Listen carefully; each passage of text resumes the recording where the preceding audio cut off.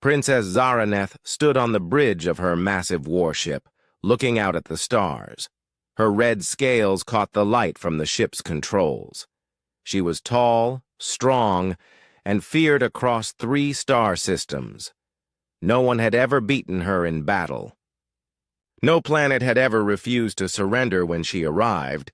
Today would be different, though she did not know it yet. "Princess," called her second officer, Captain Vexthor. "We have found a new world. The scouts say it has many people but weak technology." Zaraneth turned away from the window. Her yellow eyes were cold and sharp. "Show me." The main screen, lit up with images of a blue and green planet. Cities covered the surface. Ships moved through the sky, but they looked simple and slow compared to Velthari technology. "How many people live there?" she asked. "About 8 billion, Princess. They call their world Earth. They have many different groups that fight each other. No single ruler controls the whole planet." Zaraneth smiled, showing her sharp teeth. "Perfect. A divided enemy is a weak enemy. How long will the conquest take?" "Our computers say 3 days, maybe less. Their weapons cannot hurt our ships. Their armies are small and scattered." The princess walked closer to the screen. Something about this world interested her. The people looked soft and weak, but their cities were large and complex. They had built much for such a primitive race. "I will lead this conquest myself," she said. Captain Vexthor looked surprised. "Princess, surely this world is beneath your attention? Any junior commander could handle such weak opponents." "Perhaps. But I grow tired of easy victories. Maybe these humans will provide some small challenge before they surrender." She paused, studying the images more carefully. "Send the usual message. Tell them they have 72 hours to surrender completely. If they refuse, we will take their world by force." Far below on Earth, Lieutenant Commander Jake Morrison sat in a small room deep underground. The room was full of computers and communication equipment. Red lights flashed as urgent messages came in from around the world. Jake was not very tall, but he was strong and quick. His brown hair was cut short in military style. His green eyes showed intelligence and determination. He had fought in many wars on Earth, but never against aliens from space. "Sir," called Sergeant Lisa Campbell from across the room, "we're getting reports from all over. Alien ships appeared in orbit an hour ago. They're huge, sir. Our satellites can barely get clear pictures." Jake stood up and walked to the main display. The images made his stomach tight with worry. The alien ships were 10 times larger than anything humans had ever built. There were hundreds of them, blocking out the stars. "Any communication from them yet?" he asked. "Yes, sir. It just came in. They're broadcasting to every government on Earth at the same time." Lisa's voice was steady, but Jake could hear the fear underneath. "Put it on the main speaker." A voice filled the room.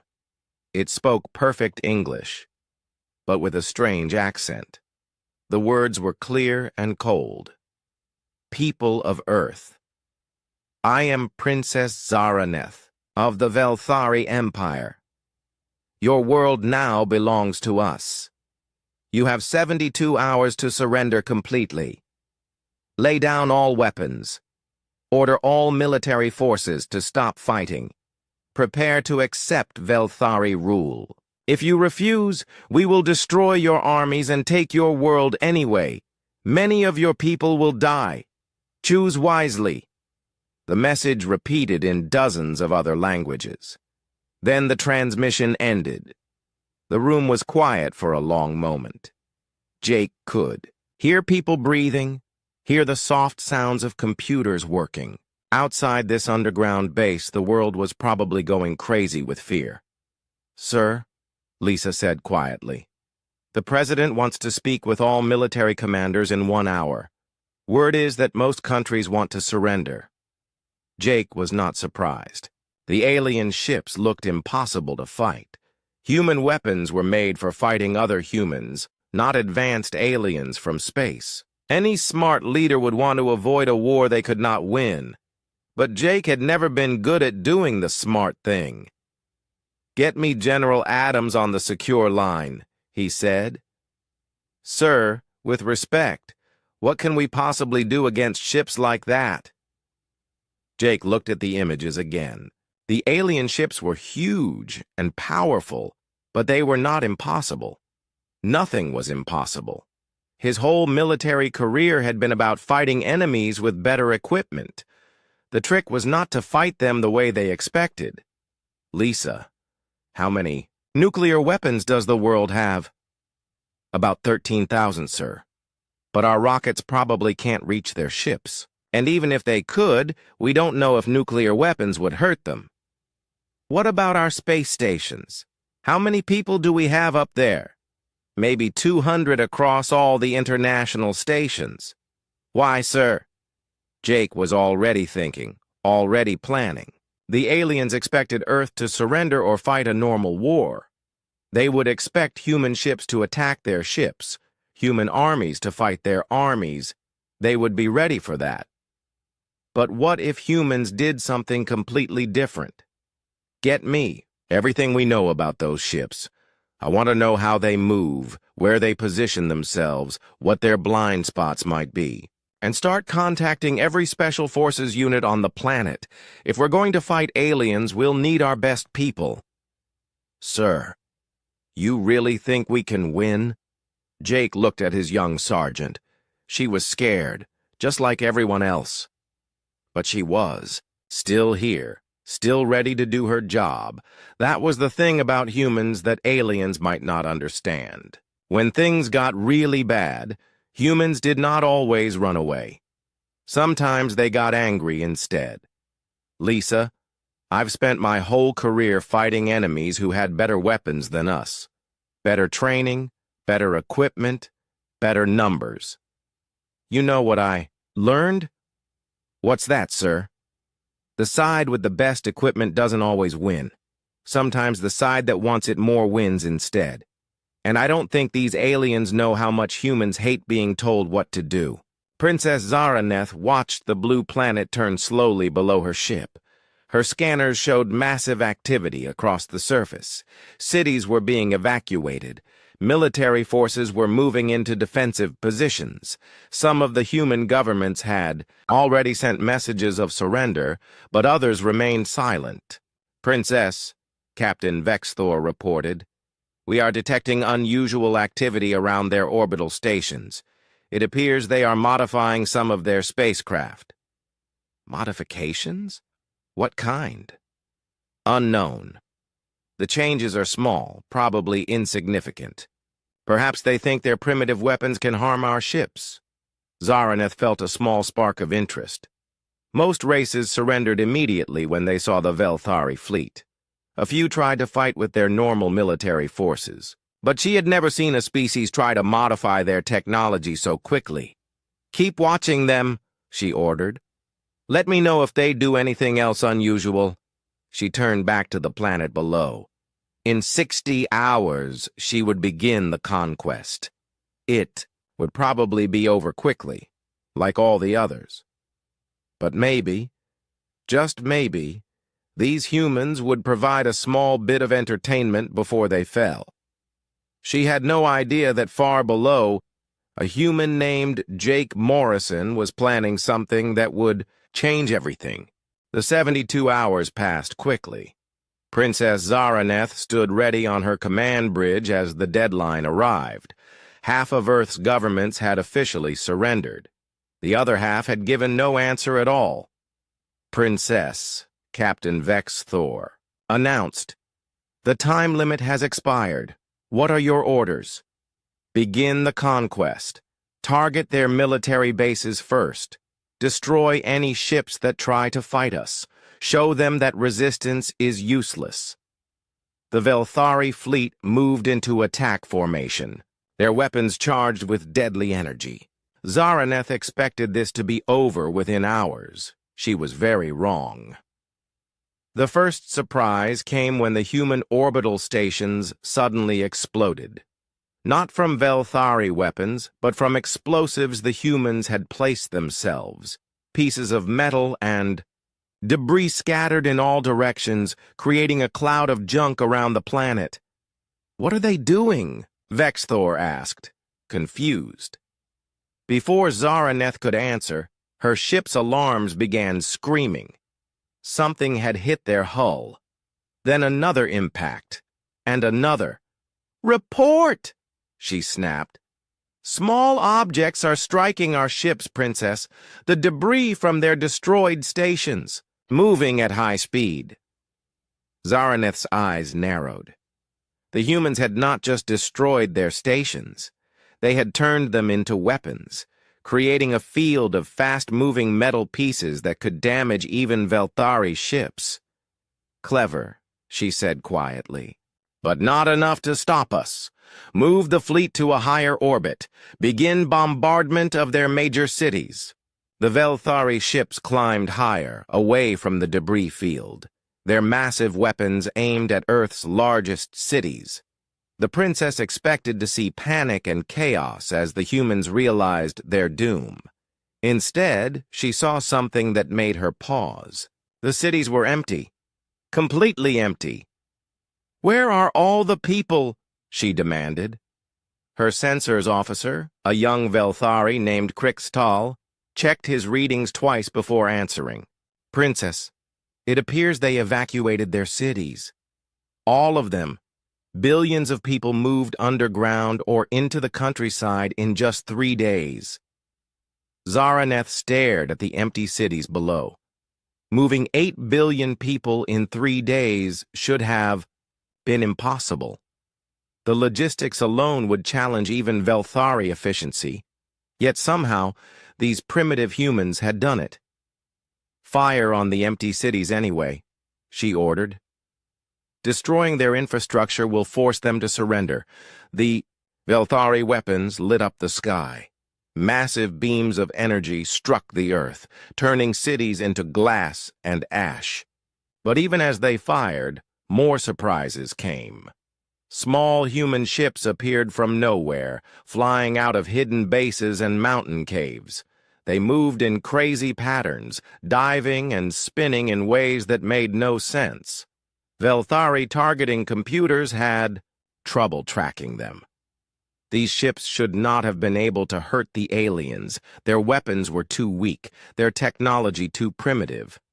But they had been modified with captured Velthari technology from the destroyed orbital stations. Jake Morrison sat in the cockpit of one of these modified fighters, leading a squadron of 12 other pilots.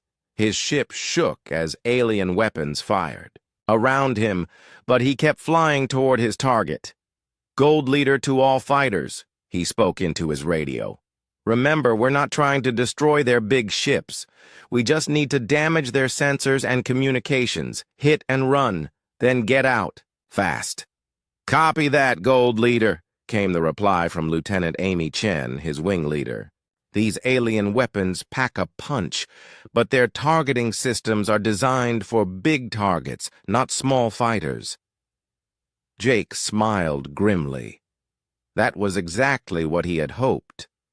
The Velthari were used to fighting other advanced species with large warships and organized fleets. They were not prepared for swarms of small, fast ships that attacked like angry bees. His fighter dove toward a Velthari cruiser. At the last second, he fired his modified weapons at the ship's communication array. Sparks flew as the alien equipment was damaged. Then he pulled up sharply, racing away before the ship could return fire. All around him, other human fighters were doing the same thing. They struck quickly at sensors, weapons, and communication equipment. Then they disappeared back into the atmosphere before the aliens could hit them. On the Velthari flagship, alarms were sounding everywhere. Princess Zaraneth found herself facing something she had never experienced before. Chaos. "Princess, we're losing contact with ships across the fleet," Vexthor reported. These small human craft are targeting our communications. Then destroy them. We're trying, but they're too fast and too small. Our weapons keep missing. Zaraneth's hands clenched into fists. This was not how conquests were supposed to go. Enemies were supposed to either surrender immediately or fight honorable battles with proper military formations. They were not supposed to swarm around like insects, striking at weak points and then vanishing. Send down ground forces, she ordered. If we cannot control them from space, we will land troops and take their remaining cities by force. Hundreds of Velthari transport ships descended toward Earth. Each carried 50 armored warriors equipped with advanced weapons and energy shields. These troops had conquered dozens of worlds. They expected Earth to be easy. They landed in what had been New York City, now a field of glass and twisted metal. The Velthari soldiers spread out in perfect formation, ready to march toward the human underground shelters. That was when the real fighting began. The ground underneath them suddenly exploded. Hidden mines placed by human engineers sent alien soldiers flying through the air. Before they could recover, human soldiers appeared from concealed positions in the rubble. Jake Morrison was there, leading a company of Special Forces troops. They wore captured alien armor and carried modified alien weapons. They knew they could not win a straight fight against superior numbers and technology, so they did not fight straight. The humans appeared, fired, and disappeared again. They used the ruins of their own city as cover, popping up from hiding places the aliens could not predict. They set traps, created ambushes, and used every dirty trick they could think of. "Take cover!" Jake shouted as alien energy weapons lit up the air around them. He rolled behind a chunk of concrete that had once been part of a building. His radio crackled with reports from other units. "Gold Team to base. We've taken out 2 of their transport ships with rocket launchers. Silver Team reporting. We've captured alien weapons and are turning them on their own forces. Bronze Team has successfully destroyed their forward command post." Jake grinned. The plan was working. The Velthari were used to organized armies, fighting in formation. They were not ready for guerrilla warfare. Small groups of fighters who struck hard and fast, then melted away before the enemy could respond. Princess Zaraneth watched the battle reports with growing frustration. Her ground forces were taking heavy casualties against an enemy that should have been helpless. Every time her troops moved forward, humans appeared from impossible places to attack them. "How are they doing this?" she demanded. "Our scanners show no large military formations. Where are these fighters coming from?" "Princess," Krikstal said, nervously, "it appears they are using their own destroyed city as a fortress. They have tunnels and hiding places everywhere. Our thermal scanners cannot track them through all the debris." For the first time in her military career, Princess Zaraneth felt something she had never experienced before: uncertainty. These humans were fighting in ways that made no sense. They were weak individually, but they worked together in ways that made them strong as a group. "Pull back the ground forces," she ordered. "We will bombard the area from orbit until nothing remains." But even as she gave the order, she knew something had changed. This was supposed to be a simple conquest. Instead, it was becoming something else entirely: a real fight. Down on Earth, Jake Morrison received word that the alien ground forces were retreating. He allowed himself a moment of satisfaction. They had hurt the enemy, proved that humans could fight back, but he knew this was just the beginning. "All units, fall back to secondary positions," he ordered. "They'll probably try orbital bombardment next. We need to be ready for Phase 2 of the plan." As his fighters melted away into the underground tunnels they had prepared, Jake looked up at the alien ships in the sky. Somewhere up there was the commander of this invasion force. Someone who had probably never lost a battle, never been challenged. Jake smiled. That was about to change. High above, Princess Zaraneth stared down at the ruined city where her forces had been defeated by primitive humans. For the first time in her life, she had met an enemy that refused to fight by the rules. She found herself curious about the human commander who had organized this defense. What kind of mind could turn weakness into strength, could make such primitive warriors fight so effectively? "Princess," Vexthor said quietly, "perhaps we should request reinforcements." Zaraneth's yellow eyes flashed with anger. "No, this is my conquest. I will not be defeated by a species that has not even left their own star system." But even as she said it, she felt something she had not experienced in years. Excitement. These humans were not like any enemy she had faced before. They were unpredictable, creative, and absolutely refused to give up. For the first time in a long time, Princess Zaraneth was looking forward to her next battle. 3 weeks had passed since the first battle, and the war had become something neither side expected. What should have been a quick conquest had turned into a deadly game of move and counter-move between two brilliant military minds. Princess Zaraneth no longer thought about easy victory. Every day brought new challenges from the human commander who seemed to anticipate her every strategy. She had started calling him the Ghost because he struck without warning and vanished before she could respond. She did not yet know his name was Jake Morrison. "Princess," Captain Vexthor reported during their morning briefing, "the humans have evacuated another city just hours before our planned attack. Somehow they knew we were coming." Zaraneth studied the tactical display. It was the 5th time this had happened. Every time she planned to attack a human stronghold, the defenders would disappear just before her forces arrived. They were reading her mind, or so it seemed. "They must have broken our communication codes," she said. "Change all encryption immediately." "Already done, Princess. 3 times. But they still seem to know our plans." The truth was simpler than code breaking. Jake Morrison was studying his enemy, learning how she thought.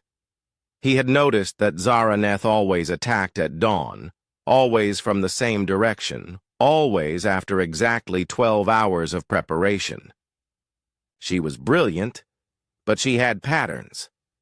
Jake sat in his new command center, built inside an abandoned subway tunnel beneath what used to be Chicago.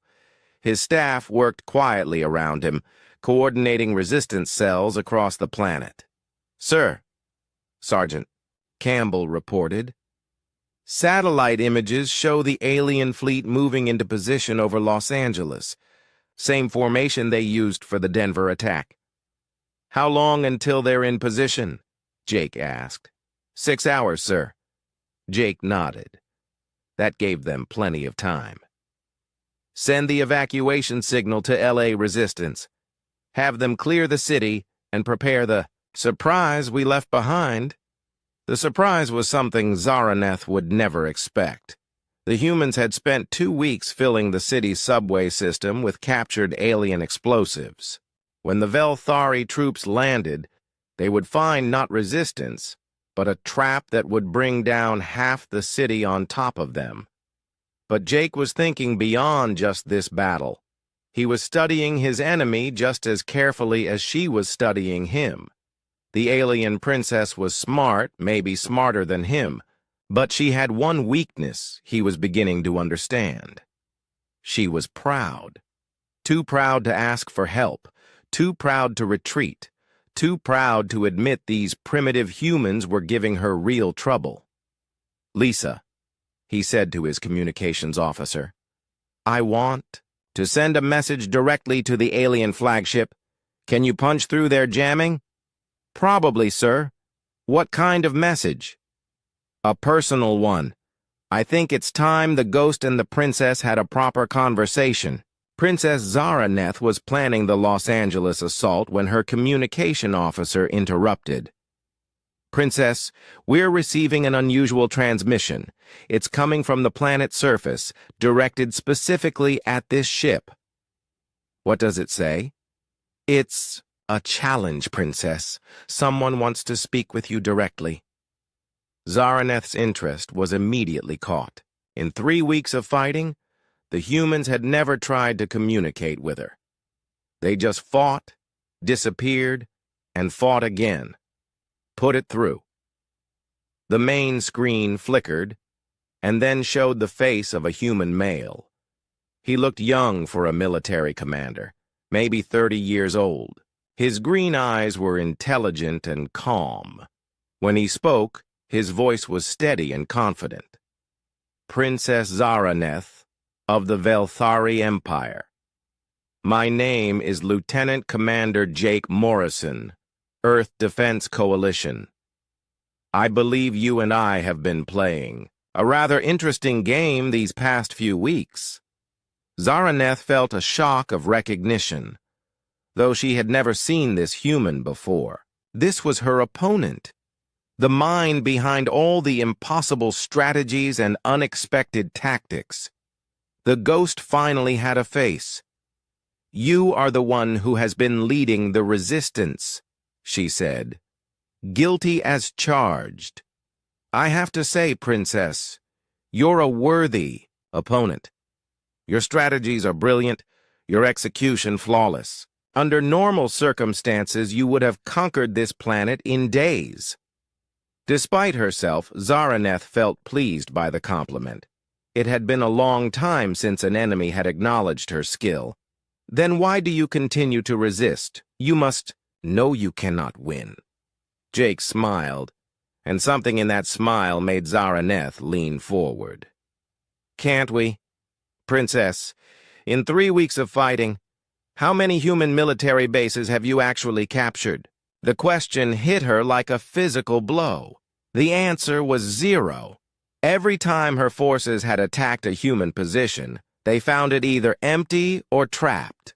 The humans simply refused to fight the kind of battle she could win. You fight without honor, she said, though the word sounded weak even to her. Honor. Jake's smile faded. Princess, you came to my world uninvited. You threatened to kill billions of innocent people. You turned our cities to glass. And you talk to me about honor? Zaraneth felt something strange. Was it shame? She pushed the feeling away. We offer order, peace under Velthari rule. At the point of a gun. That's not peace, that's slavery. But I didn't call to argue politics. I called to make you an offer. What kind of offer? A fair fight. You and me, face to face. No fleets, no armies, just 2 commanders testing their skills against each other. Zaraneth's heart raced. The suggestion was impossible, of course. She was a princess of the Velthari Empire. She could not risk herself in single combat with a primitive alien. But the idea excited her more than anything had in years. You would lose, she said. Maybe. Or maybe you're not as tough as you think. There's only one way to find out. And what would be the stakes of this contest? Jake was quiet for a moment, thinking. If you win, I'll order all human forces to surrender. The war ends, and Earth becomes part of your empire. If I win, you withdraw your fleet and leave us alone. The offer was ridiculous. Even if she agreed and lost, her subordinates would never honor such an agreement. But Zaraneth found herself considering it anyway. Where would this battle take place? Neutral ground. There's a space station in Earth orbit that's been abandoned since the fighting started. International Space Station Gamma. Meet me there in 24 hours if you're brave enough. The transmission ended, leaving Zaraneth staring at a blank screen. Around her, the bridge crew worked quietly, pretending. They had not heard the conversation. "Princess," Vexthor said carefully, "surely you are not considering this human's ridiculous proposal." "Of course not," she said automatically, but her mind was already working, already planning. When was the last time she had faced a real challenge? When was the last time she had tested herself against a truly worthy opponent? 23 hours later, Zaraneth's personal shuttle approached the abandoned space station. She had told no one about her decision to come here. If her nobles knew she was risking herself in single combat with a human, they would declare her mentally unfit to command. But she had to know. She had to face this opponent who had frustrated her for weeks, who had made her feel uncertain for the first time in her military career. The space station was dark and cold, its power systems shut down. Zaraneth's armor kept her warm as she floated through the corridors, following her scanners toward a heat signature in the station's center. She found Jake Morrison waiting in what had been the station's main laboratory. He wore a simple space suit and carried only basic human weapons. When he saw her, he removed his helmet and smiled. "I wasn't sure you'd come," he said. Zaraneth removed her own helmet, breathing the recycled air of her armor suit. "I had to see for myself what kind of warrior could cause me so much trouble." They studied each other in the dim emergency lighting. Jake saw a tall, powerful female with red scales and predator's eyes. Zaraneth saw a human who looked smaller than her, but moved with the confidence of someone who had never backed down from a fight. "Nice place for a final battle," Jake said, looking around at the abandoned laboratory. "Quiet, private, no one to interfere." "You realize I could kill you with my bare hands," Zaraneth said. "You could try, but I've been studying your fighting style for weeks, Princess. You're strong and fast, but you fight like someone who's never faced a real challenge. You rely on superior equipment and overwhelming force." Zaraneth felt anger rise in her chest. "And you fight like a coward, always running, always hiding. I fight like someone who's outnumbered 1,000,000 to 1. I use the tools I have, just like you do." They began to circle each other slowly. Both were warriors, both were ready for violence. But something else was happening too. They were finally seeing each other clearly, without the distance of space battles and strategic planning. "Why did you really come here?" Jake asked. "This battle won't end the war. Your fleet will continue fighting whether you win or lose." Zaraneth considered the question. Why had she come? "Because you are the first enemy who has ever made me think. The first who has ever surprised me. I needed to understand how." "And now that you see me?" She looked at him more carefully. He was not physically impressive by Velthari standards, but there was something in his eyes, something she recognized. "You are a warrior," she said finally. "Different from what I expected, but a warrior nonetheless." "So are you. Different from what I expected, too." They stood facing each other in the abandoned laboratory, two military commanders who had been trying to kill each other for weeks. But now, seeing each other as the unknown ships were massive, dark, and covered with weapon ports. As Jake and Zaraneth watched through the space station windows, these alien vessels moved into formation around Earth. They dwarfed even the largest Velthari warships. "Princess," Zaraneth's communication system crackled to life. It was Captain Vexthor, his voice tight with fear. "We're detecting at least 50 unknown vessels. They appeared without warning. We're trying to establish communication." "Do not engage them," Zaraneth ordered quickly. "Pull the fleet back to defensive positions." She turned to Jake, who was studying the new arrivals with his binoculars. His face had gone pale. "Jake, Do you recognize these ships? Are they from your species? No. Humans have never built anything like that.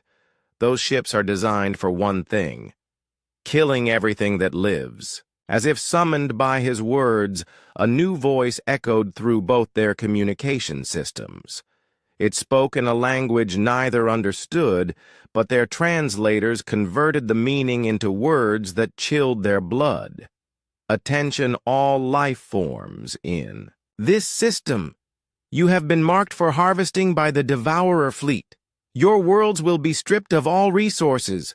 Your populations will be processed for biological material. Resistance will only delay the inevitable. You have 6 hours to prepare for death. The transmission ended, leaving Jake and Zaraneth staring at each other in horror. Devourers, Zaraneth whispered. I have heard legends, but I thought they were myths. A race that consumes entire star systems, leaving nothing but empty space behind them. How many systems have they destroyed? Jake asked.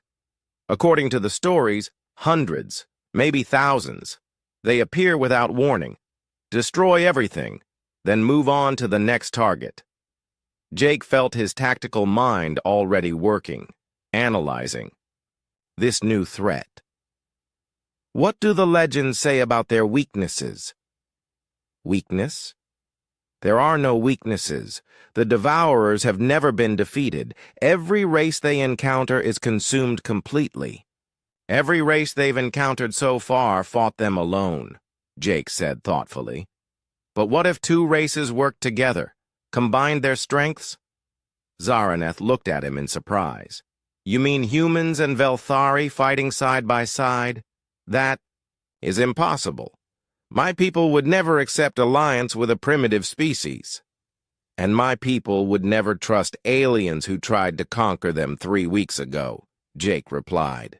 But that was before we all found out we're about to be extinct. They were interrupted by explosions outside the station. The Devourer ships had begun their attack, firing on both human and Velthari vessels. Their weapons were unlike anything. Either species had seen beams of dark energy that seemed to eat through armor and shields like acid. We need to get back to our fleets, Zaraneth said. Whatever happens next, it will be decided in space, not on this station. Agreed. But Princess, this conversation isn't over. If we're going to survive this, we need to work together. My nobles will never agree to such an alliance. Then we'll have to convince them, both our peoples, before it's too late. They reached their separate ships and returned to their fleets. But the brief alliance on the space station had changed something fundamental between them. For the first time, they had seen each other not as enemies, but as fellow warriors facing impossible odds. Jake's command center was chaos when he arrived. Messages poured in from resistance cells around the world, all reporting the same thing. The Devourer ships were systematically destroying everything in sight. Sir, Sergeant Campbell reported, her voice shaking. They're not just targeting military installations. They're hitting cities, farms, power plants, everything. It's like they want to destroy all human civilization. How long until they reach the major population centers? At their current rate, maybe 4 hours. Sir, our weapons can't even scratch their shields. The Velthari are trying to fight them, but they're being destroyed just as easily as our ships. Jake made the hardest decision of his military career. He opened a direct communication channel to the Velthari flagship. Princess Zaraneth, this is Jake Morrison. We need to talk. Her image appeared on his screen moments later. Behind her, Jake could see damage reports and casualty lists scrolling across Velthari displays.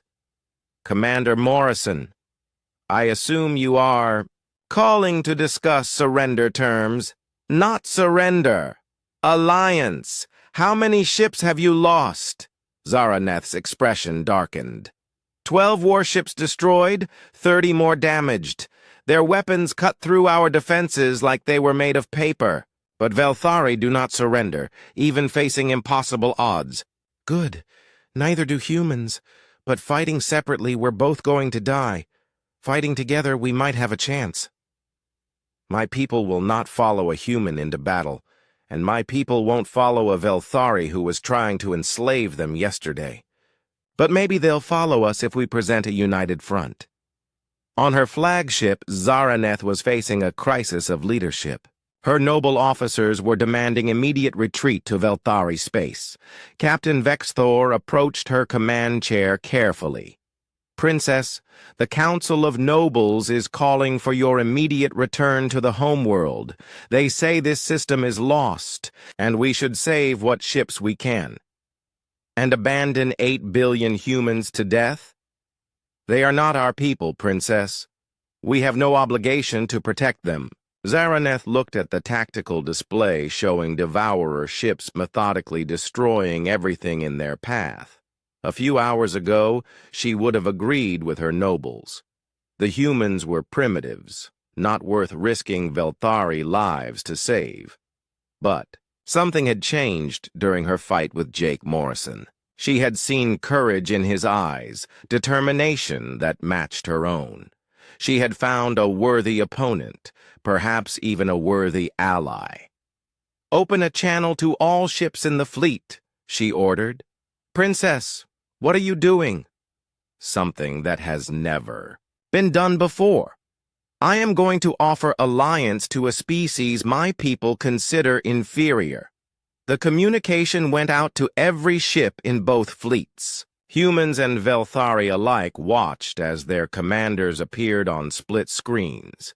The alien princess with her red scales and predator's eyes, and the human officer with his determined expression. Warriors of both species, Zaraneth began. We face an enemy that threatens to destroy us all. The Devourers have come to harvest our worlds, to turn our people into resources for their endless hunger. Jake continued the speech. 3 weeks ago, our species were at war. We've spilled each other's blood, destroyed each other's ships. But the Devourers don't care about our conflict. To them, we're all just food to be consumed. Alone, neither of our fleets can stand against them, Zaraneth said. But together, combining human creativity with Velthari technology, we might find a way to fight back. I know this is hard to accept, Jake added. We've been enemies. We've hurt each other. But right now, we're the only allies either of us has got. The response was immediate and mixed. On human ships, crews argued about trusting aliens who had been trying to kill them. On Velthari vessels, nobles protested about allying with primitive species. But the argument stopped when the Devourer fleet began its final approach to Earth. Their dark ships blotted out the stars, and their weapons charged with deadly energy. All ships, Zaraneth broadcast. This is Princess Zaraneth. I am placing my fleet under joint command with Commander Morrison. Any ship that refuses to follow joint orders will be left to face the Devourers alone. All human forces, Jake added. This is your commanding officer. We're about to try something that's never been done before. We're going to trust our former enemies to help us save our world. The first joint battle plan was simple but desperate. Human ships would use their speed and maneuverability to distract the Devourers, while Velthari vessels concentrated their firepower on single targets. It shouldn't have worked, but it did. The Devourers were used to fighting species one at a time. They had tactics for defeating human-style swarm attacks, and they had tactics for defeating Velthari-style heavy bombardment. But they had never faced both at the same time. Human fighters, guided by Velthari sensor arrays, struck at weak points in Devourer formations. Velthari battleships, protected by human escort squadrons, focused their massive weapons on single enemy vessels until their dark armor finally cracked. For the first time in their long history of conquest, the Devourers found themselves losing ships. Jake and Zaraneth coordinated the battle from their respective flagships, their voices calm and professional as they directed the impossible alliance. Human Squadron 7, break off and support Velthari Battle Group 3, Jake ordered. Velthari Cruiser Wing, provide cover fire for Human Assault Group Delta, Zaraneth commanded. Their crews watched in amazement as former enemies worked together with perfect coordination. The two commanders seemed to read each other's minds, anticipating moves and supporting each other's strategies without hesitation. But the Devourers were adapting. Their remaining ships began to focus fire on the coordination points between human and Velthari forces, trying to break up the alliance. They're learning our tactics, Zaraneth observed as another mixed squadron was destroyed. Then we need to change tactics faster than they can adapt, Jake replied. Princess, I have an idea. It's completely crazy and will probably get us both killed. I am listening. What if we take a small force directly to their command ship? Cut off the head of the snake? Impossible. Their flagship is protected by their entire fleet, not if we give them something else. The two flagships raced through space toward the massive Devourer command vessel. Around them, the combined human and Velthari fleet fought desperately to keep the enemy distracted. Explosions lit up the darkness as ships from 3 different species clashed in the most important battle in galactic history. 60 seconds to impact, Jake reported as his ship shook from near misses. The Devourer command ship was enormous, easily 10 times larger than any vessel either humans or Velthari had ever built. I'm reading massive energy buildup in their main weapon, Zaraneth warned. They're preparing to fire on Earth directly. Jake's blood ran cold. If that weapon fired, it would not just destroy cities. It would crack the planet itself. We have to stop them before they can fire. Agreed. Ramming speed? Ramming speed. Both ships pushed their engines beyond safe limits, racing toward their target. The Devourer vessel grew larger and larger until it filled their entire view. Its black armor was covered with weapon ports and sensor arrays, all turning to track the incoming ships. At the last second, both flagships fired their docking, clamps like harpoons latching onto the enemy hull. The impact nearly tore both ships apart, but they held on, anchored to the side of the Devourer command vessel. "Boarding parties, go!" Jake shouted into his radio. Airlock doors burst open on both ships. Human Marines and Velthari warriors poured into the enemy vessel, fighting side by side for the first time in either species' history. The corridors of the Devourer ship were dark and twisted, designed by minds that thought very differently from either humans or Velthari. Jake led his team toward what his scanners said was the ship's command center.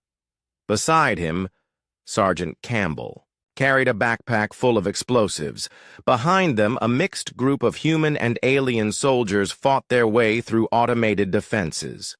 "Contact front!" shouted Lieutenant Steve Parker as strange robotic creatures emerged from side passages. These were the Devourers.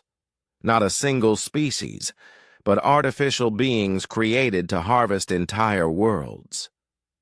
They moved with mechanical precision and fought without fear or mercy. The human and Velthari soldiers formed a defensive line, their different fighting styles complementing each other perfectly.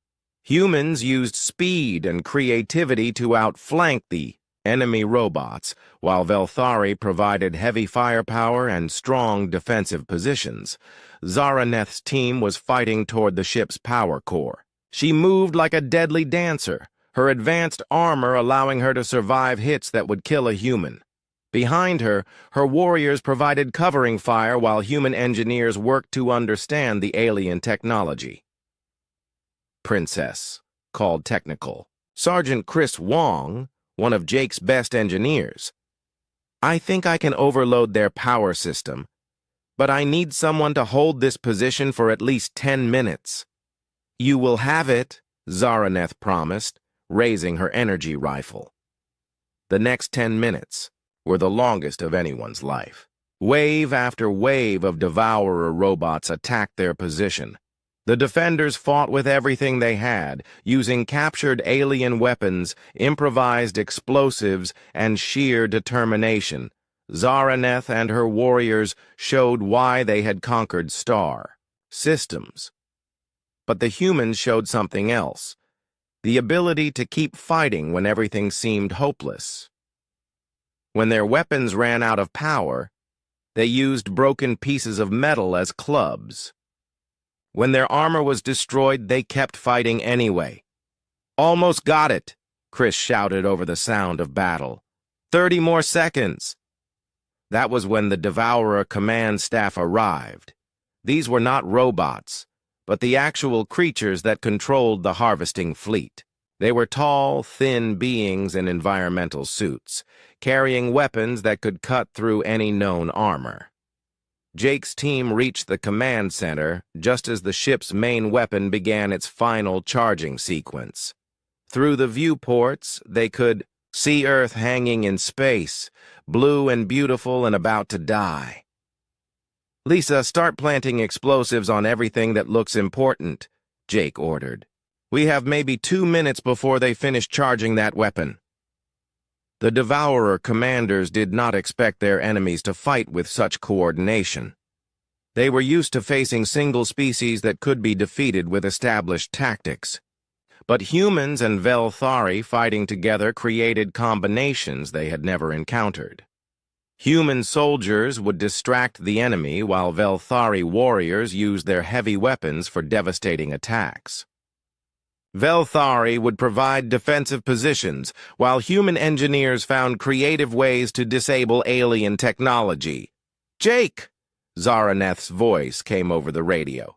The power core is overloading. We need to evacuate now. Not yet. We're almost done here.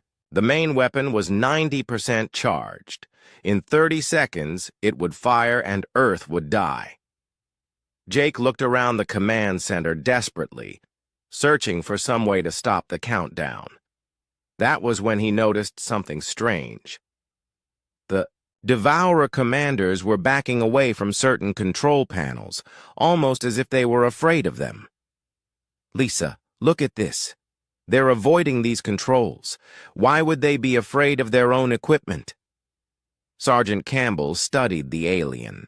Console! Sir, I think these might be manual overrides, maybe for emergency shutdown. Or maybe for self-destruct, Jake realized. Lisa, can you read any of these symbols? Some of them look similar to Velthari writing. Princess, can you help us? Zaraneth's voice was strained with effort as she fought to hold her position. The symbols, they indicate total system purge, but activating it would destroy this entire ship. With us on it? With everyone on it, yes. Jake looked out at Earth, so close and yet about to be destroyed. He thought about the billions of people hiding in underground shelters, counting on him to save them. He thought about the human and Velthari soldiers who had died in this battle, fighting together against impossible odds.